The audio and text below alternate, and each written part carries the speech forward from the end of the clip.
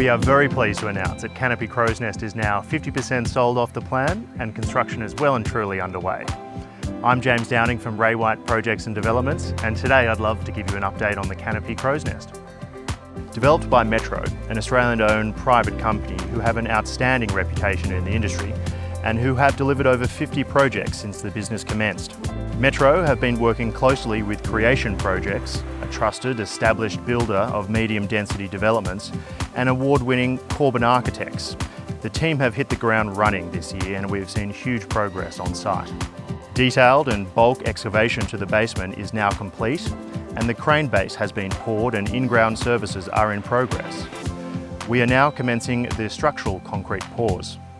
We are tracking well and truly on time with anticipated completion due early 2024. These beautifully imagined, spacious 4-bedroom residences with house-like proportions and exquisite finishes are moments away from the Crow's Nest village.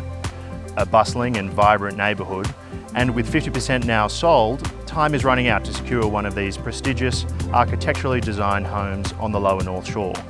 Please contact myself, James Downing, or my colleague, Alex Hilston, to find out more.